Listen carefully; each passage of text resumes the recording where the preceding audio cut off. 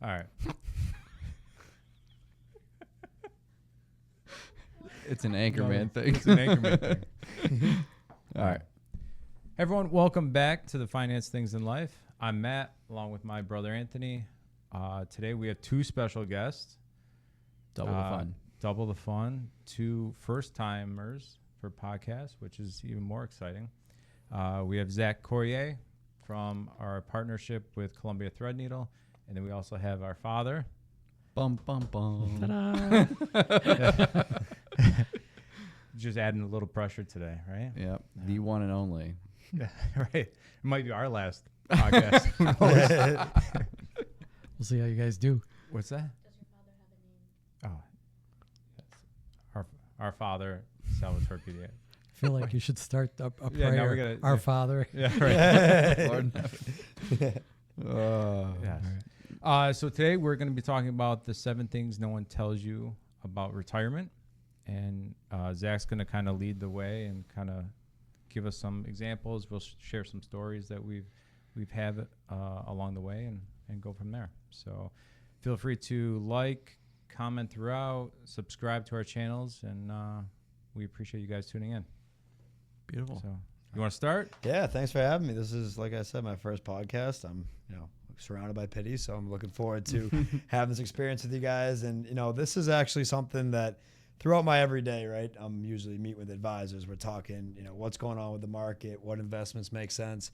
And it's a really cool opportunity for me to kind of put that away for a minute and talk about something that truly is applicable to any one of your clients and really anyone walking down the street, which is the ability to have a happy and healthy retirement. And a lot of times when I meet with clients, they think it's financially driven, what investments are in my 401k, IRA, whatever it is. But truly the psychological and emotional side of retirement, this is, I think, the most important conversation any client can have with their financial advisor or anyone can have with another friend or family member. So this is definitely something I'm very excited for. And yeah, we'll cover the 7 and kind of go from there. And, what I would like to do, if it's cool with you guys, maybe introduce the 7 things, give you a quick little summary, dive into each one, and then kind of let you guys talk about your experiences with clients or even personal experiences, and we can kind of guide the conversation from there if that works. Yeah, it's like you're a pro. It's like you've done this before. Right? I listen to a lot of podcasts. I was gonna say, but yeah, so essentially the 7 things. So first thing we're going to be covering is retirement history reveals a lot, and I am not a history buff. In fact, when I saw a timeline go on the screen, back in high school in history class, I immediately zoned out. So I'm not going to be covering a overall timeline, but what we can do is kind of hit on 4 major things that have changed from 1899 when the first Social Security check was created to where we are today in 2026. So first thing, retirement history reveals a lot. Second is the wrong top 10 list, the 10 most stressful life events a person goes through on their life in their lifetime. This was a psychiatrist done study, so we can kind of cover those 10. Number 3, the unspoken side of retirement, which I'll get in front of it right off the bat. This is something that is the dark sides of retirement that with right preparation and conversation can easily be avoided, but unfortunately sometimes slips through the cracks and becomes reality. So we'll cover that. Number 4, major transition miscalculation. That one means the most to me personally because I am only 30 years old and I am so far from being able to retire. So when you think about kind of where I am in life today, we think we gain more when we retire, but we actually lose a lot too. And we'll cover that at number 4. Number 5, where cliche advice goes wrong. I feel like everybody has advice for people. That doesn't necessarily mean it's the right advice. So that's what we'll cover at 5. Number 6 is the broken record of longevity. Essentially, not only are we living longer, but we're actually feeling younger while we do it. So I'll describe that at number 6. And we'll wrap it up with retirement's greatest paradox at number 7. So before I dive in, anything off the top of the bat you guys want to cover right off the bat, or we can just kind of bulldoze into number 1? Let's bulldoze. Yeah. Let's bulldoze. All right. I like it's it. easy enough.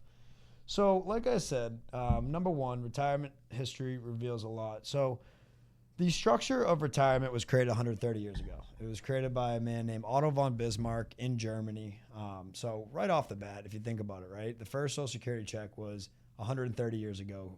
That means it's A, outdated, B, it was created in a completely different country, and C, the craziest part is the average life expectancy was early 60s back then. So immediately we can already, assume that that's going to be out of, definitely out of date and a little bit, we just need to make some adjustments there. And the other thing, number 2 to bring up is the fact that I'm sure everyone that listens to this, and I'm sure everyone in this room has a 401k. The idea of a 401k was actually created to be a supplement to pension plans, not replace pension plans. And, in 1983, there was 175,000 pension plans that existed. As of 2020, there's only 46,000 left. So something that was not created to supplement, if anything, it was created to, not created to replace, but was created to supplement. We can't have just a 401k and sometimes expect it to make it work the whole time. That can create a lot of stress for, anyone that relies, like myself, on a 401k. Third thing, this is a crazy stat. So baby boomers are asked to fund 70% of their own retirement and make it last 30 plus years. I always mention at this point, just think about the last 26 years for a minute. I mean, you've had tech bubbles, financial crises, you've had a disease that was killing thousands by the day, and then you've had a year like 2022, which I know everyone in this room knows how difficult that was in our industry. It's really hard to, have all this money and then make it last for as long as we need. So it does create a lot of stress, especially on, people as time goes on. And the last thing I think, and this could be a whole seminar on its own, is many people don't understand their IRA and Roth 401k benefits. Nearly, I think the stat is 19% of the country has a very good or good understanding of their workplace plan. That means 81% of people have no idea. Right. So, with that said, I mean, there's a lot I just covered, but I think if you guys, you guys deal with people's retirement all the time, what's a really good way to make sure that clients don't feel like they're in the dark when it comes to this? We've been, from the very beginning, 30 years ago when I started in this business, we've been all about educating. It's, this is kind of this podcast is kind of proof of that. Just continuing to educate clients and get them comfortable, starting, not starting in their 60s, but starting in their 30s and 40s, and making sure that they know the process of saving, where to save, where to put money, understanding that Social Security was never meant to be their sole retirement income. Talking about the tax benefits of 401k plans, talking about the, when Roth accounts were created, talking about the benefits of that tax-free income with them. And, makes it a lot easier if you start talking to a professional early rather than waiting till you're in your 50s or waiting till you're in your 60s and, getting ready to retire. And then you have that anxiety at that point. It's like, I'm nervous. Well, yeah, you probably are nervous Right. because this is something you've been doing on your own without any help for decades and not getting any guidance. You should be nervous, and maybe some people are well prepared regardless of whether they've talked to an advisor or not. But I can tell you from experience, there's a majority of people that when they get to a certain age and they really start to think about retirement and start to talk to a professional, that they just have that anxiety. They're not sure if they're quite ready financially, emotionally, spiritually. So I would say the best thing for them to do is to start early. You're a perfect example of someone in their 30s, a professional that, obviously you're in the business, but someone that should start to plan with their spouse, with their loved one, and start thinking about 30 years from now. No, it's a great point. Whenever I give this seminar to, clients, I always emphasize at this point, you guys aren't human calculators, you're financial planners, and everyone's point A to point B to get to a happy and healthy retirement. No one's is the exact same. And the thing is, you guys are taking care of kind of these 4 things that I covered in the background, but also working with these clients to make sure whether it's you can get to them early or even if it's later in life, making sure that they have the right game plan in place. And like I said, everyone's is different from what I've been able to accumulate. So it is great that you guys can help people out with that. Yeah, life is stressful enough. I mean, going through it without a game plan or knowing that you're doing the right or wrong thing makes it even worse. So, and it changes. So if you have that plan in place, which we always stress to have, as those things change in life, you have those life-changing events, you can change your plan or adapt it to make sure that you stay on track. So without that, you're just wandering through, making sure, hoping that you're going to get to the end and be successful. So yeah, I think that one of the two things that I see a lot is you have two sides of the spectrum. You have people that make a lot of money who are like, well, I'm saving a lot of money. Once I get to retirement, I'll have money to spend in retirement. And then you have the opposite side of the spectrum where it's like, I've got a family, I've got bills to pay, I don't have a lot of money that can contribute to a retirement plan. Both of them may not have a plan. One, because they think that they've got enough money for it. The other, they may think that they don't have enough money to contribute to something or even plan for something. They'll say, I'll always be working in retirement. Both of those people need a plan. Money is not the plan. The plan is trying to figure out what you want to do in retirement. I think those two things are common misconceptions.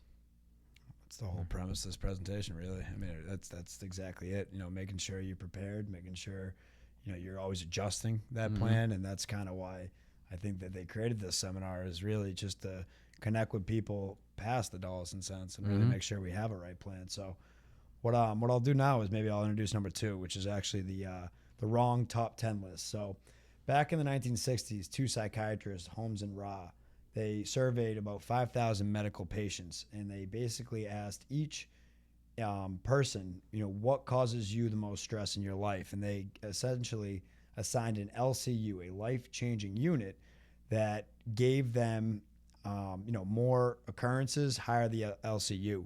So reading through the top 10 list here, I will point out I did just get married in October, and I've given this presentation about 100 times. It's shocking how often marriage finds itself on this list. Probably should have paid attention to that more. But anyways, so the number 1 is death of a spouse. I mean, obviously that will create a lot of stress in someone's life. Number 2, right behind it, is divorce. Number 3, marital separation. Number 4 is always a crowd favorite, jail term. Obviously, jail can cause some stress. Right. That's pretty stressful. Right. Somehow that's only number 4. Death of a close family member is number 5. Personal injury or illness. Number 6. Marriage itself. Is that 7? Again, that's going to keep flying its way on this list. 8. Fired at work. 9. Marital reconciliation. And then number 10 is retirement. So I always, especially when I first learned this presentation, I'm thinking to myself, not how often marriage is on here, but more importantly, how could retirement find itself on the 10 most stressful life events? If you think about it, like, work causes stress. Being fired from your job definitely can cause stress.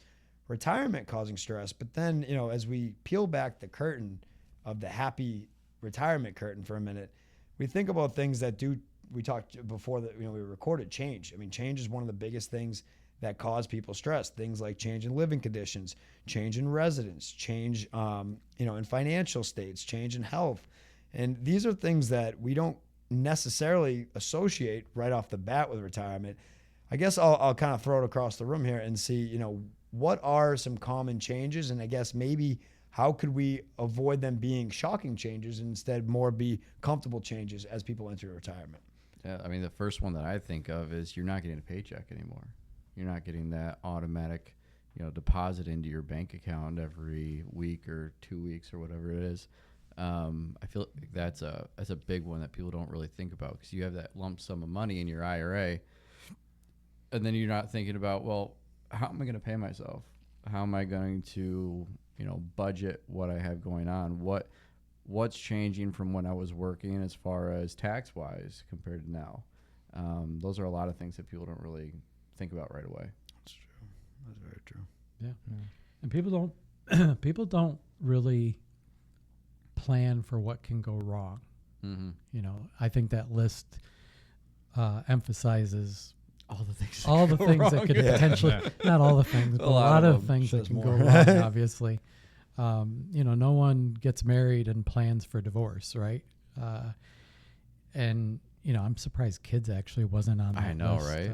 That's pretty stressful. I They're think. stressful the whole way through. I mean, I feel like that's what causes the marital problem. So maybe wrap that all up. But I hope your wife doesn't listen to this. I was gonna say I've never actually been recorded when I give this. I usually just do it in front of people, so that'll be fun. We'll edit that part out. Well, can you imagine him? He works With with his his kids. kids. Kids are always on my payroll. I mean, there's just, a lot of folks go through life, and I think I mentioned earlier that, they wait till they're in their 50s or late 60s to start planning and think they've, gotten to a certain point in their lives and they're comfortable. But there's a lot that can still go wrong. Typically when we're meeting with a couple, for example, one of the spouses is more financially savvy than the other. It's a kind of a partnership. One spouse, handles certain things in the household, and one spouse handles other things in the household. It's very rare that you have two spouses that want to handle the finances. It's usually one or the other. Occasionally you get both, but it's pretty rare. What happens if that spouse that handles the finances gets ill, passes away, ends up in a nursing home? What does the other spouse do? And if you have someone that you've been working with for a decade, 2 decades, 3 decades, and both spouses know that person, have been comfortable with that person, it makes that issue, that problem, that whatever it might have been, makes it a lot easier to handle. And maybe it's an illness, and maybe it's not the spouse, maybe it's one of the other things on your list. But again, you get back to planning for those things. We're trained to talk to clients about when they come in the office. What happens if you get divorced? Are you going to be able to survive? What happens if your spouse has a stroke? Where do things go from there? Are you going to stay in the same house? Are you going to need insurance for that spouse? Are you going to need long-term care? Who's going to take care of the spouse? How much money is it going to cost? There's a whole slew of things that you can talk about, think about, and then if it ever happens, it's not the end of the world. It's not, destruction. It's, we've talked about this, we've figured it out, whether we, bought an insurance policy to cover a situation, or, you've set aside some money, or you've done the proper estate planning. You've set things up in your will and your power of attorneys. Maybe you're planning on putting assets in a trust. There's all sorts of ways you can plan for things, but without having both spouses on the same page, and without having a proper plan and a trusted advisor, some people are at a disadvantage. I think that literally wraps a lot of what that idea of preparation and planning is really. And one of the things I think is very interesting that you brought up is, you do work with someone for 10, 20, 30 years. You do build up as much trust as it almost becomes a friend or a family member. Yeah. You know what I mean? And that is very rare. And that is definitely one of the things that can, create. I always say every client that listens or is part of this seminar is immediately in a better place than the person that's not, because you have you guys behind them. And that is a really good way to put that right there. Just even if you just look at it as trust factor, when things might go wrong, you have another person to turn to. And, if my wife does ever listen to this, I would say if we ever got divorced, I would be screwed, because I have no idea where our house insurance or any of that stuff is. She does all that stuff, and she's great at it. So I personally would be in, and I've only been married for 8 months, so there you go. I was gonna say, is there anything else you want to add, or we could definitely go to number 3? Yeah, no, I mean, I think we've talked about 2 topics, and they both come back to planning, and I think it's even when we do planning for younger clients that are even in their 20s and 30s. I mean, sometimes we're planning for kids that aren't even born yet. It's funny, I have a client that I ran a plan for. They wanted to kind of build in college tuition. So I had to guess like when their kids would be born. I said 1 boy, 1 girl, and I happened to get both right in the year. Like one Impressive. A year out, and then Did one. you play the lottery I then? know. Who's going to win the next Spurs series? I mean, I got to put some money on it. Yeah, there you go. Listen, I will say my son said 2006. I think it was. I forget. 96. There was a team that won the first 2 games, then lost the series. In 2006, the team, I think the Mavericks, won the first 2 games, lost the series. And now they're saying, he said Knicks lost 2 the games. Spurs and now, lost the first 2. I was going to say. Yeah, so he's like, I don't know. So financial advice and gambling advice Right. on this podcast. but yeah, I think like getting back to it, I think the planning aspect and having those conversations, you don't always have the answer, but if you had the conversation, you have a better expectation of what could happen or what you need to do. So Yeah, it's not always that simple. It's oftentimes a lot of give and take. It's not like you're making a list of your priorities and you're like, you know what, I agree. Let's do that. That's perfect. And then we'll do this next. It's a lot of stack ranking. What's most important to you at that time, and then revisiting it, 6 months, a year later, whenever it comes up, and stack ranking again. What's now the most, the highest priority for you at that time? I say all the time, a big part of our job is being like a counselor to people, just walking them through each step, because it can get emotional, especially when you're talking about some of these things that can happen, walking through those things and saying, I understand you really want to do this, but what if this happens? And then kind of prioritizing from there. It's actually a really good segue, because I was going to say the next thing we're going to cover is number 3, the unspoken side of retirement. Now, this is typically the darkest part of this presentation, but I always like to point out in this point is these stats I'm about to read are real, and unfortunately they are real. But the thing that's great about it is if you do prepare and if you do work with somebody, you can pretty easily avoid these dark realities that do come with retirement. So starting with addiction, alcohol is the most used drug among older adults. 65% of people 65 years or older report high-risk drinking. And, again, a guy that enjoys a cocktail here and there, I can't believe that 65% of people all of a sudden become high-risk drinkers. But if you think about your day-to-day life, like me, for example, I am going to have a drink at the hotel tonight for absolute certain. I mean, it's been a long day, but that's my first drink of the day. And the thing that becomes interesting is, whether it's a office, happy hour, or on Saturday, if you like to have a few drinks, when you're working, that is something that is a treat. Now, when you stop working, every day could become a never-ending happy hour. And that kind of ties together with the addiction piece. Now, the second thing I want to point out is depression. Retired people are twice likely to feel symptoms of depression.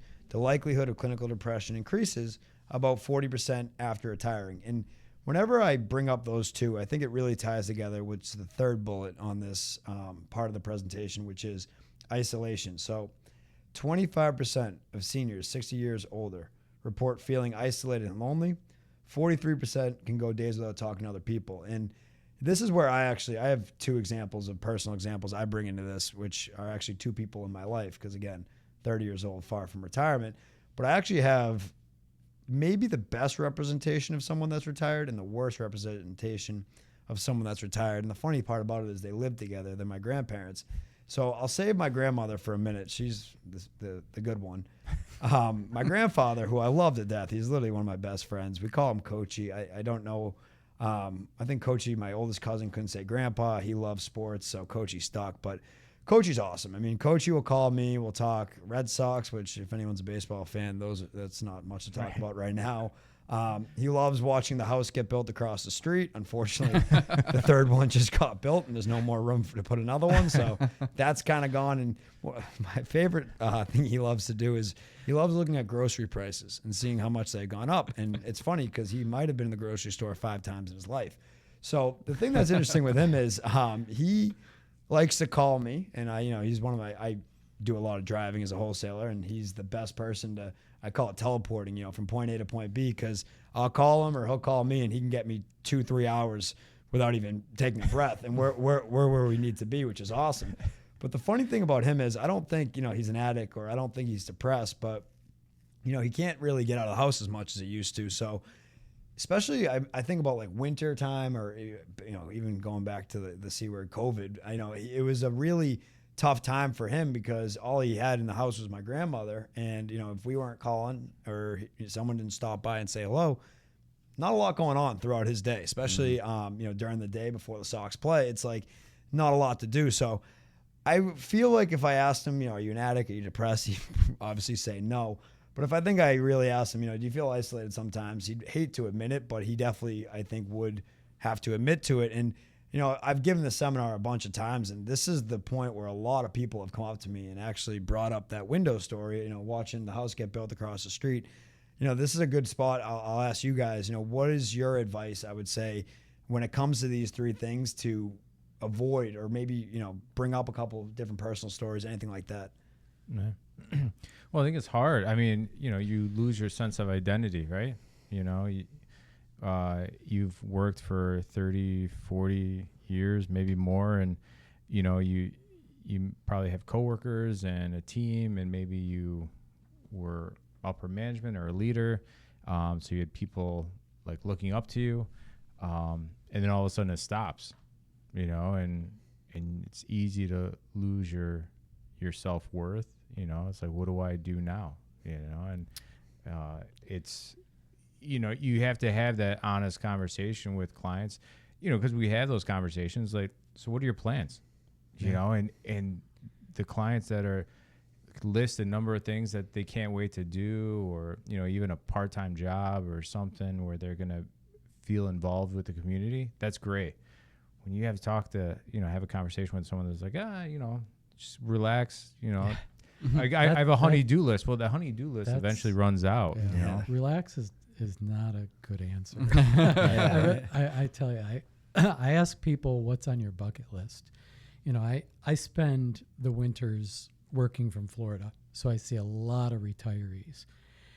And these people that I'm associating with down there, they have active lifestyles. They are out and about. I mean, they're not in upstate New York, in the middle of winter and, with overcast skies and snowing and freezing out, and they're not going out and not seeing anyone. These people go to Florida for a lifestyle. They want to be active. They want to play pickleball. They want to golf. They want to go to the beach. They want their kids and grandkids to come visit them. They want to go to restaurants. They want to do, they want to travel. They want to see the Caribbean. They want to go to Europe. They have stuff to do. So, it's, yes, you leave your employer or you leave your business and it's a different lifestyle. So if you don't have a bucket list, if you don't have hobbies, you're going to be depressed. I can see how that could happen. But I would tell anyone, if you don't have hobbies, get some hobbies, even if it's a before you retire. Right. If it's a not-profit, if you like baking, if whatever it might be, start getting accustomed to doing that, getting active in that. Maybe it's volunteering at a veterinarian, or maybe it's volunteering at a hospital, or whatever the case might be. There's so many things that someone can do. You asked me earlier before we started recording, when are you going to retire? What are your thoughts? when people walk into my office, and Matt and Anthony can attest to this because I'm sure they feel the same way. It's like seeing a friend walk in, because I've been working with these people, some of them 30 years.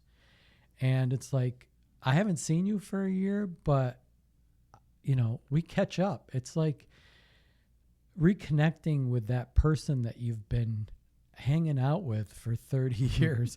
Yeah. I may not see them every 3 weeks or every month, but there's a connection there that is so invaluable to me.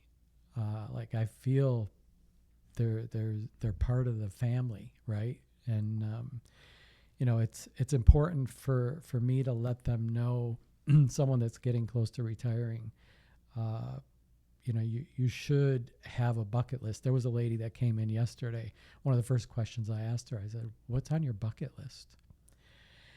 And she takes care of her mom, and that's kind of been an issue for her that she's been enjoying, obviously, and feels obligated to do that. But I worry for her. I didn't tell her this. She'll probably listen to this podcast and know that I'm talking about her. But I worry for her that she may lose a sense of who she is when she retires. So those are some things that bother me. You can say that about even a younger individual. I mean, someone who's has worked, and let's you've got 2 young kids, and maybe you're a stay-at-home mom now, and you're taking care of those kids. And when those kids get older and they start taking care of themselves, and maybe you don't go back to work right away, maybe you're just at home now. It's like, well, where's your sense of purpose? Where's your sense of life at that point? Because once your kids are taking care of themselves, or maybe out of the house, you're kind of just now taking care of the house, or maybe you have to go back to work, or you have to deal with your spouse, or you have to deal with, God forbid, these couples have been away from each other for decades. Maybe one's been an in-home mom or an in-home dad, the other's been working full-time, and now they're retired and the kids are out of the house and they're together. It's 24 freaking you are 7. Annoying. right? And you chew like that all the time. Yeah, it's hard. Just to save my marriage, I'm not saying any of this. But I think it's hard to get used to. There's a huge increase in retired couples that are now divorcing. Yeah, great divorce rates are up. Well, tremendously. I was just going to say, this is the best transition actually to number 4, which is the major transition, miscalculation.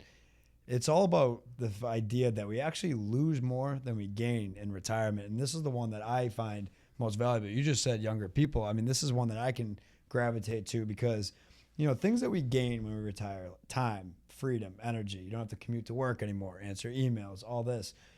But what we lose actually are things like routine identity, mental stimulus, social connection, physical activity. And actually there's a way to describe it, which is it's a positive psychology called PERMA, which stands for positive emotion, engagement, relationships, meaning, and achievement. Now at work, you complete a big project, you're a leader, like you were saying, or you're part of a team, you have a defined purpose, you get promoted. This is an area that it's actually very easy to get this feeling of PERMA when you're working every day, but the idea of losing your identity when you retire, it doesn't necessarily have to be that way. The way I think about it is, I love to golf. I love, to go to the gym. These are things that I do, and I squeeze them in when I can when I work. Now, one day when I retire, I'll have the ability to do more of golf and work. And, my wife does charity, and she has a hard time sometimes, doing both work and that. She can do more charity, book clubs, all that stuff that she likes to do. We can do more of what we enjoy when we retire. But the interesting thing that you said is if you don't have a bucket list or activities, is you drop the briefcase and all of a sudden there's not a lot to do. So that really played well, I thought, of what you were saying, kind of the ability to have something outside of work. I would say is probably one of the most important parts of this whole thing. Yeah. Yeah. And if you're not an individual who can go out and do those things like after retirement, like if you're more of an introvert, it may be difficult to start up a new hobby or one of those things after you've already retired. you're not working with your coworkers anymore. You don't have people to talk to or say, hey, I'm going to go, start up at a gym or start doing pickleball or whatever it is. You're separated now. So you have to really have a lot of self-control to go say, I'm going to go take up a new sport, or I'm going to go take up a new activity, or whatever it is. So if you're not starting before you retire, at least close to retirement, it's very difficult to start it after. Absolutely. Yeah. And like I said, it could be anything. For my dad, it was gardening. He had some acreage. He loved plants. He loved gardening. He loved selling his fruits and vegetables out in front of the house. And that was his passion for decades into retirement. It was his passion before he retired. And he just kind of continued with it, and it kept him going for quite some time. Yeah. We were just talking today about fishing charter in retirement. Right. Go out a few times a week, take some people out. I was like, that would be so much fun. You get to meet new people, have a chat, 5 hours, do some fishing. I was like, that would be a great little gig in retirement, keep you active. I'll give you another example of the other side of it, where if you don't, work on it a little bit before retirement, it can kind of. So we have another wholesaler at Columbia whose uncle retired about 2-3 years ago, and he said, you know what, I'm going to become the biggest cruise guy of all time. He literally booked 4 cruises to start the new year off, and then he was planning on booking another 4.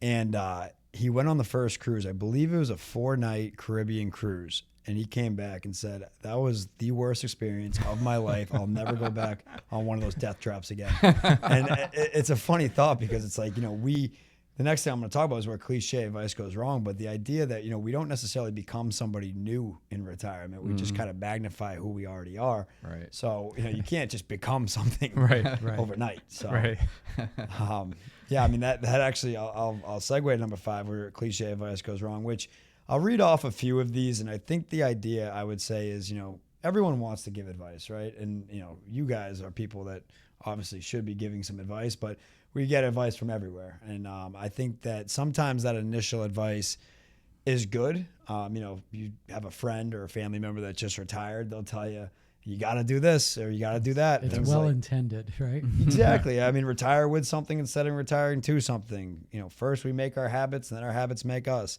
We do what we know, default behaviors. Retirement doesn't change us or make us better.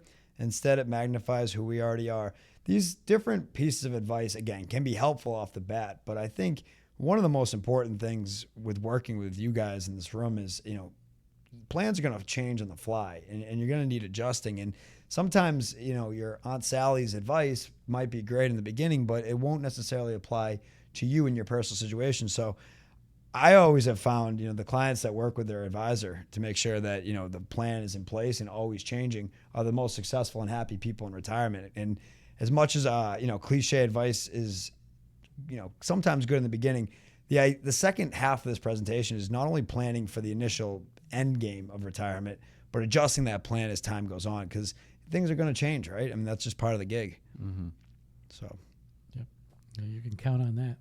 Yeah, and I'll bring in. I have 3 groups of people that I guarantee no one in this room or no one that listened to this podcast will ever thought would be grouped together here. But this goes to the idea of not only planning to the day you're done, but planning past it. So, professional athletes is my first group of people. So, 78% of NFL players are either bankrupt or under financial stress within 2 years of retirement. We were just talking about the NBA. 60% of NBA players are broke within 5 years of leaving the sport.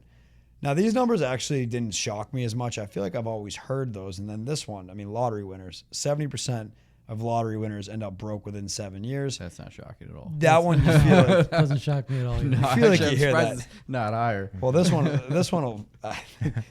again, I've given this seminar maybe 50 times. This one still shocks me. So here we go. Prison escapees, 60%. A lot of prison talk. I know, right? I've never actually dealt with a former that I'm aware of, right? You might. Let me give you this stat, right? 60% of escapees are caught within the first 24 hours. 85% are caught within a week, which always brings me to the question, where's the other Yeah, the 15%? Never got an answer on that. But the idea, again, is like everyone plans for, their career, but no one really plans past their career or past their, prison escape. But I mean, yeah, if you guys want to just take a quick second, maybe talk about, obviously, I'm sure a lot of your work is done planning to get, said person to retirement. But maybe talk a little bit of how much things change after retirement and how much adjustment that needs to be done, and maybe a couple examples there. Yeah. Well, the funny thing is, a few podcasts ago, we had Greg Cullen on, who played minor league baseball. He got drafted by the Braves, played within the Orioles organization. And the thing he said to any athlete or anybody out there was, what you should do is save, save, save. That was his biggest thing. And as an athlete, I mean, he just noticed that because he saw it. He was in the middle of it, that a lot of these athletes, are accumulating money, but you don't know when your career is going to end. Mm-hmm. And so, like, you're living with all this income coming in, then all of a sudden it can stop, just probably like it does for a lottery winner, all this money all of a sudden. They live beyond their means. Mm-hmm. And that's so key. I think I've tried to instill it in these guys to always live below your means. You might be able to afford an exotic car or a bigger boat or a bigger house, but you just don't know what the future holds. When's the next big recession going to happen, or market downturn, or so live below your means, put money away. These asses. I might have to edit that out. No, we'll just put the explicit. These athletes, they're surrounded by yes men, and people that want to, push them into doing certain things. They may or may not be in their best interest. They think they're supposed to buy the mansion, or they think they're supposed to buy the Ferrari. And, they just, like Matt said, you don't know when your career is going to end, what the next contract is going to look like. If you're married and you have kids, even if your career is long, what happens afterwards? I mean, your money only lasts a certain, depending on your lifestyle and how you've, built that. If you haven't been living below your means, someone coming out of college going into pro ball of some sort might have a 6, 8, 10-year career. That's a relatively short period of time to accumulate enough wealth to bring you, last you the next 50 or 60 years, right? So it's a challenge. And I think, I would tell people, anybody that asked, I would say, save is a good way of thinking of it, but live below your means is kind of my mantra. A great, actually, I was going to say, I'm a Patriots fan here. A great example of that was Robert Gronkowski, who actually his whole entire NFL career didn't spend a single dollar from his contract. All the money that you saw him partying with actually was endorsement money. But it's crazy to kind of see how much money he made and didn't need to spend. I actually grew up the town over from where the Patriots played, and his house was obviously not a shack by any stretch. But it wasn't, the richest house on the block. Sure. Everyone Everyone knew where he lived. He lived right next to the Dairy Queen in Foxborough. You saw his house. Everyone drove by. I saw location. Oh, yeah. Well, actually, it's funny. I saw Gordy out there one time with his shirt off and a beer in his hand, which was the most on par for what you wanted to see. But it's funny. He kind of lived a normal Foxborough life. And then the other side of it is my hero, but unfortunately he's gone off the deep end, is Tom Brady, right? Who didn't really spend a lot of. Now he's got the money and he's gone completely haywire. I don't know what's going on with him these days, but it's kind of like I love that idea of living below your means and just kind of being grateful for, I guess, the money you have, but also realizing it could go at any time. And I think about family situations. If something happens with your family and you need to start putting money towards that, your day-to-day is going to change quickly. So Sure. if you're living, at the tippity top, it could really come crashing down quick. Right. So let me get to the next one, which is the broken record of longevity. So when a person, this is basically the idea that we are not only living longer, but we're feeling younger while we do it. So I'll give you a few stats here. So this was a recent survey asking when people are old. So on the survey, people under 30 said old begins at 60. You ask someone 30 to 49 when old begins, they'll move that goalpost and they'll go to 69. Now you ask someone 50 to 64 when old begins, 60s, you're still a spring chicken. 72 is when old starts. And then if you ask someone 65 years or older, they're going to keep pushing that thing to 74. But the interesting thing is only 21% of people 65 to 74 say that they feel old. And of the 75 and year older group, only 35% said they feel old. And this is where I personally bring in my second example, which is Grammy. So Grammy is legitimately a star student when it comes to retirement. She does Pilates, yoga, and swims 4 days a week. She grocery shops every Monday at noon at the local grocery store. You can set your watch to it. She does a lot of part-time work with my mom. She sometimes babysits my cousin's kids. She's a full-time babysitter for Coachy. And the interesting thing about this is actually, as every wholesaler probably does, when you're getting ready to do a presentation, you practice with your grandparents because they'll give you the best, review you can ask for. And I remember I actually did this for my grandparents, and I asked my grandmother this time, and I was like, hey, this is like a winter time right around lunch. I was like, do you feel old?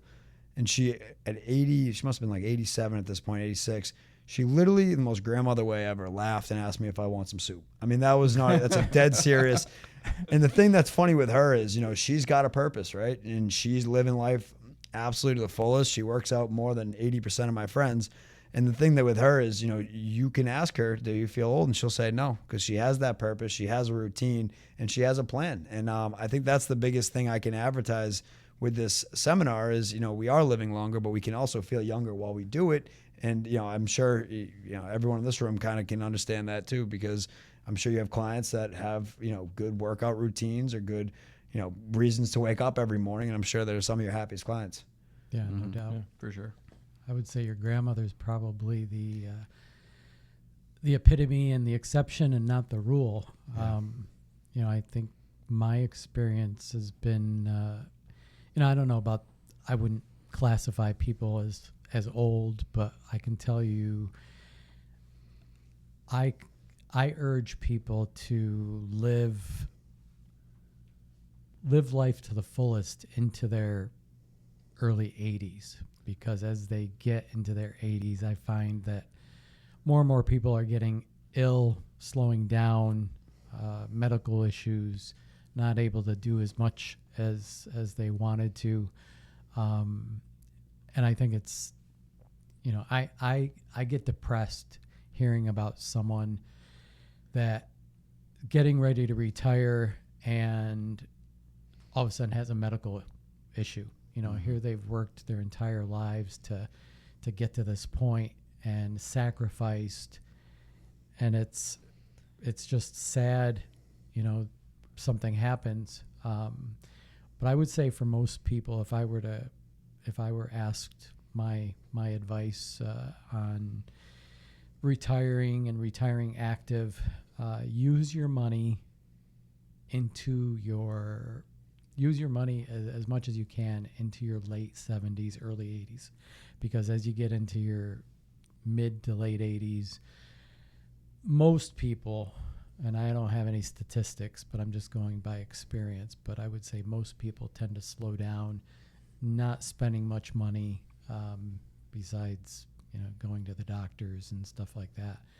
But I think it's important if you want to have that bucket list and be active and, go to Pilates and go to the gym and go fishing and do those types of things, that you do it and do it often while you can, because you just never know what tomorrow brings. Mm-hmm. Yeah, I just had a conversation with a client a couple weeks ago that put it to me this way: we were in our slow go years. I want to be in our go years before our no go years. Right. Right. Yep. I love that. Absolutely. I love that. Absolutely. Yeah. Yeah. And I think, I don't know. I mean, people are taking better care of themselves now than probably ever before. I think that's why a lot of people are feeling younger, and I think people generally look younger than their age. I mean, you look at someone that was 40 years old back in the 80s and someone that's 40 years old today, and it's like a 20-year difference. You're right. It doesn't even Right. look the same. Absolutely. And with that longevity, I mean, it kind of comes back to the planning and being able to have those assets and to kind of make sure that they're the go years, and so you can enjoy them and you're not worried about, is it going to last me? And then so you're not enjoying it, you're stressing more. Right. Yeah, I mean, thinking about money will age you significantly. right. Just that constant worry if I'll have enough, or where it's going, or when the next recession will hit, or whatever it might be. And I think a big part of our job is having that communication with our clients and make sure they're not thinking about that and they are enjoying their go years. Yeah. Give them one less thing to worry about, right? Right. Absolutely. Yeah. And then, I mean, to wrap this up here, I thought it's been a great conversation. So number 7 is actually retirement's greatest paradox, which retirement doesn't eliminate work. It just reorients it. And basically, new work requires a different set of skills and abilities, things like setting boundaries with family members, reconnecting with lost passions and hobbies, seeking out satisfying volunteer options, accepting physical constraints like we just talked about, regular getting out of the house and learning new things and meeting new people. I mean, I think that kind of wraps up what we've talked about a lot today, which is the idea of, preparation, planning, adjusting. I mean, these are the things that will create happy and healthy retirements. And, if I can emphasize one more thing, it's just everyone that has the ability to listen to a podcast of their financial advisor for their, understanding of how to have a happy and healthy retirement. I mean, you guys have a really good setup here. And I don't see this. I work with thousands of financial advisors, and I don't see, this kind of setup and work being put into it. So I'm sure all your clients are as happy as can be, and they're going to get the retirement that they deserve, which is really the whole idea of this seminar and everything you guys do. So it's really cool to see, and I appreciate being on here. It's actually been really fun. So anything. We're glad to have you. I mean, I think getting your insight is invaluable. I think I appreciate the kind words as well, and I think our clients do feel like we really care, and this is something that sets us apart from a lot of other advisors. Other advisors maybe don't have the resources to do it, or don't have the interest to do it. They're going to spend their time, their free time going golfing or doing other things, and we want to truly emphasize the difference between having an advisor that cares and wants to help you and plan and become not only a trusted advisor but a trusted friend. I mean, when you go to ask for advice, you're asking your friend, your buddy for advice. We want to be that buddy, right? Yeah, right. We've built those friendships over the years with clients, and as I mentioned earlier, when I see a client walk in the office, it's my friend that's walking in the office. That's huge.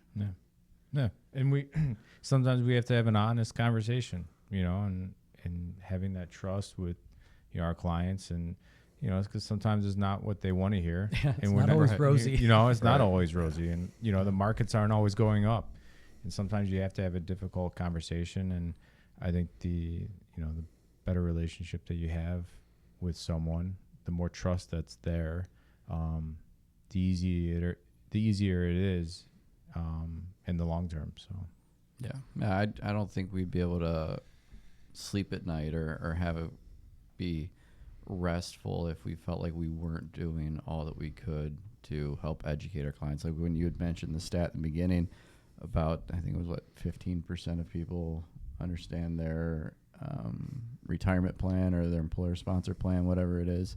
The first thing I thought of is like, well, we don't have that issue. It's like- we do a pretty good job at educating people on what they Right. have going on. Yeah, I think we take a lot of pride in that. And, you know, you can walk out of the office with your head held high, and we don't have to worry about some of those things. Absolutely. And I'll wrap with this. Again, thank you guys for having me. I do have a checklist actually that I can have my internal send over to you guys, which, you know, next time one of the clients that listens to this podcast comes in the office, be a great opportunity to kind of pop the checklist in front, and basically it ties together a lot of things we talked about, and maybe you hit on some pain points that either your clients didn't think about or didn't really want to bring up, but now kind of hearing this podcast, it might be an opportunity for them to have that conversation. So I'll have him send that over to you guys, and yeah, if you want to pop it on your desk, you know, Yeah. definitely be good. Yeah, and if great. anyone's interested in that, I'm sure we could set up a download for it. Click the link. Click the Yeah, link click the for link, for subscribe. the download, and we'll get that sent over to you. Perfect. Yeah. Alright. Well, yeah. Zach, thanks for joining us. Thanks for having me. Oh, yes. We started doing something new. Let it rip. All right. Actually, it might be even two-part, because our last podcast, they added a second part, and I was like, oh, that's pretty good too. So if you could provide some sort of advice, you know, as you've kind of gone through life, besides like saving and everything else and diversification, like what piece of advice would you share with someone that you really focus on? Yeah, you know, I think one of my core values is, you know, hard work pays off, and, you know, a person gets what they deserve. So I would say, as I'm very early in my career, I'm, you know, working as hard as I can to, you know, give my wife and hopefully eventually our family a great life. And I think one of the things I would tie together with the conversation we just had is, you know, make sure you're doing everything possible that eventually that hard work can pay off. So I don't have a financial advisor right now. I know it's kind of funny after everything I just went on about. But, you know, I know where you can I find was going to say, if you guys are looking for a new client, I don't have much anymore because I just bought a house and got married. But when I do accumulate those assets again, I think it really is important, because I, you know, as a guy like me who works in the financial industry, I very, very rarely take care of myself, to be honest with you, when it comes to what I'm invested in, you know, planning, you know, working on different accounts. I don't have a lot of time to do that. So actually my goal is to, you know, link up at the end, you know, maybe at the end of this year or early next year with a financial advisor, because I think everyone deserves to be able to enjoy all the hard work that they do. So I would say I do believe that would be my biggest advice to myself. And, you know, if I can't give the advice myself. Yeah, I mean, you're not alone in that aspect. There's a number of people that, you know, just like yourself, work really hard in their day-to-day job, and they just don't have time to do it. I mean, it's and they don't think about finding an advisor. No, I mean, It's kinda not top of mind. It's kind of one of those last things you think about Right. until later on, and then later Right. on it's Right. You sometimes don't too realize late. you need one. Yeah. You think it's, all right, I don't need one till I'm retiring. right, and- getting close to retirement. So, I think the big thing when you're working and you just start off working, you're putting money into a retirement plan. You think that's planning for retirement. I'm putting money into my 401k. I don't need to do that. right. I'm saving. But where in your 401k plan is it going pre-tax? Is it Right, going right. right. In the Roth, is it allocated properly? Have you know, it's more than just having money to invest. You know, I think people get caught up, well, I don't have any money to put away yet, and therefore I don't need an advisor. Mm-hmm. But there's so much more to talk about. There's Oh, so yeah. much more to Yeah. plan for. You know, taking a look at making sure you've got a power of attorney, making sure you're planning for your kids properly. You know, what are you doing with the cash from the Christmas gifts that they've been getting, and you know, where, you know, do you want to put money into a college fund for them, and you know, is your mortgage something that you should pay off early? Is it something that you should refinance? Should you buy or lease a vehicle? There's so much more that you can be thinking about, and you should be thinking about, that could, you know, save you. You know, it's not money that's invested, but it can save you hundreds, thousands, and possibly tens of thousands of dollars over time if you just meet with a professional and start asking questions and start getting some guidance. Yeah. If you aren't having those conversations with your advisor, I highly suggest you reach out and figure out what you're missing. Cool. Yeah. Well, thanks everyone for tuning in. Like we said in the beginning, comment, and subscribe. And if you guys have any questions for Zach or any of us, feel free to reach out. We appreciate it. Thanks, guys. Awesome. Thanks. Thank you. Cool. Nice job. That was fun. That was fun. Yeah. Crushed it. I was gonna say. I was gonna say, I nailed that. Talk about it.